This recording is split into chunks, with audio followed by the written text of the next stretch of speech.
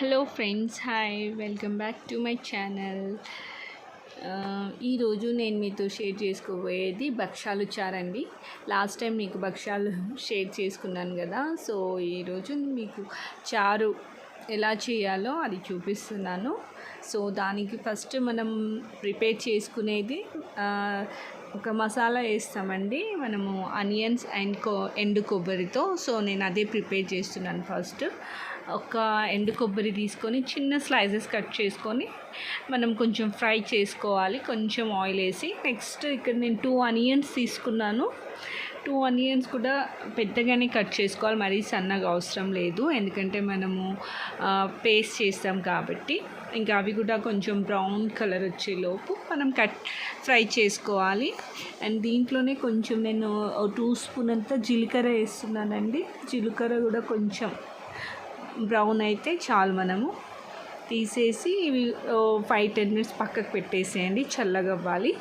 ఇంకా చల్లగా అయ్యాక ఇది మిక్సీలో వేసి ఒక స్మూత్ పేస్ట్ చేసుకోవాలండి. కొంచెం వాటర్ వేసుకోవచ్చు మనము, ఎందుకంటే తొందరగా అది గ్రైండ్ కాదు కాబట్టి.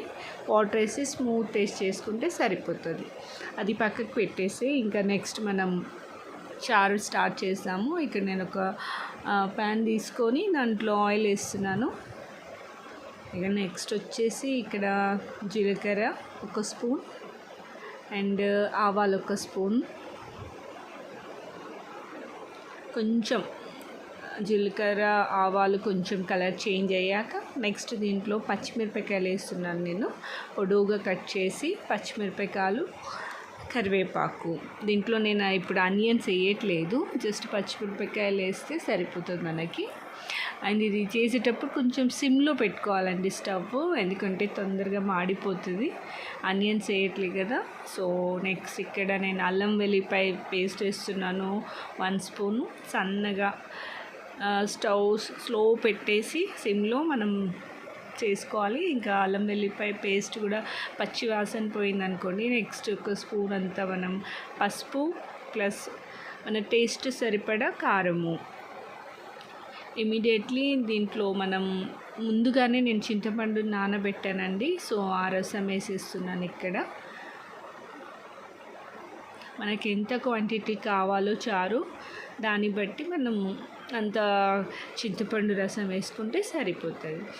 ఇంకా దీనికి క్యాప్ పెట్టేసి 10 మినిట్స్ మనం బాయిల్ చేసుకోవాలి. చూసారా, బాయిల్ అవుతుంది. ఇంకా దీంట్లో నెక్స్ట్ ఏంటంటే మనము కొబ్బరి అండ్ ఆనియన్స్ది పేస్ట్ చేసి పెట్టుకున్నాం కదా, అది వేసేస్తున్నాను ఇక్కడ. అండ్ నెక్స్ట్ వచ్చేసి మనం భక్షాలు చేసేటప్పుడు నేను వాటర్ మిగిలిన పప్పు బాయిల్ అయిన వాటర్ మిగిలింది కదా, అది పక్కకు తీసి పెట్టాను కదా. సో అది ఇక్కడ యాడ్ చేసుకోవాలి మనము. నెక్స్ట్ టేస్ట్కి సరిపడా సాల్ట్ వేసుకోండి. ఇంకా ఎవరైనా నా ఛానల్ని కొత్తగా విజిట్ చేస్తున్నట్టయితే నా ఛానల్ని అయితే సబ్స్క్రైబ్ చేసుకోండి, లైక్ చేయండి, షేర్ చేయండి.